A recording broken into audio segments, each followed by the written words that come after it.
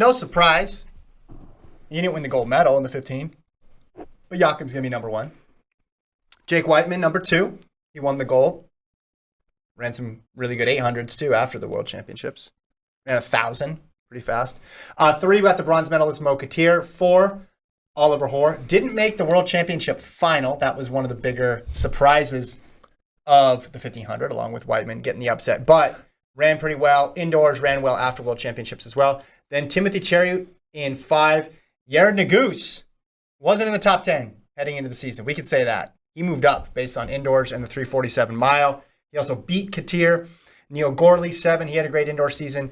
Abel Kipsang in 8. Josh Kerr in 9. And then Stuart McSwain in 10. What are your thoughts? Who do you think was too high? Who's too low? Is there somebody outside the top 10 you would have included?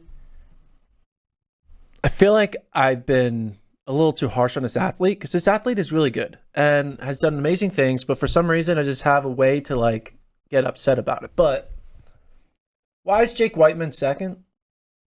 You think he should be first? No. Think he should be third? What did he do? What has he done the past 3 months?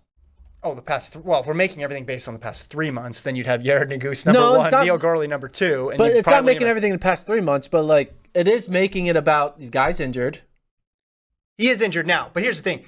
You forget, and I forgot too, because we got so distracted by the gold, which we should have, that heading into that, he was running well. He was running really well. Yeah, 330s and 329s, right? Yeah, I mean, he won the UK champs, which now is a legit win. He won in Rabat. Now he got 3rd in Commonwealth, so you can ding him a little bit there in the 1500. And then the 800s and the 1,000 that he dominated, he had a series of good results. If he had gotten 2nd at the World Championships to Ingebrigtsen, you could still make the claim that he should be 2nd overall. He'd probably be more in that 2-3-4 group, but I think he's a solid 2nd. Unless you're going to go and say, well, because they're injured, you're going to move them back and all that stuff. But then that's a factor. Yeah, that is a factor. And we need to know more about the injury. I know he was in a boot before, too. If you want to succeed in the 1,500, you got to have a good... You have to be healthy? That's pretty much everybody. Yeah, in every event. That should be a T-shirt. If you want to succeed in running, you got to be healthy. It's hard to run at the Diamond League level in a boot. I've always said that. Maybe 2 boots, because then your equilibrium even out. So that's actually... If you want to get hurt, you got to hurt both feet. Yeah. Because that's a better advantage than 1 foot. So Mario Garcia-Romo ran really well at Worlds. He would be number 11. And he could make a case anywhere, I think, from 11 all the way up probably to number 4. Indoors, he's been solid, but Nuguse ran better and Oliver Hoare ran better. The problem was he had that NCAA schedule, so he wasn't allowed to really get out on the Diamond League and accrue a bunch of wins. He did run well at Europeans. He did run a Diamond League at the end of the year, so he's definitely in the mix. But these guys are so close together. Yeah, so, Katir lost to Nuguse, but he also ran that really good 3K where he got 2nd, but ran faster than the old world record. Dude, you're an encyclopedia of 2022 1,500-meter performances. Not just that. And 3Ks and indoors. 2023 indoors, 2022 outdoors. You just know it all. And I can pronounce St. Jacob. You're like the Tiefers of... Let's not go that 1,500. far. Let's not go that far. Katir, Hoare, Cheruiyot, Nuguse, Gorley, Kipsang, Kerr, and maybe a little McSwain. But most of those guys, they all have a reason why they're better than the other person, and the other person has a reason why they're better than Exactly. And it's a giant circle. Mm-hmm. So in order to find out who's going to win, they should run in a circle. And that's exactly what they're going to do. Although, let's see.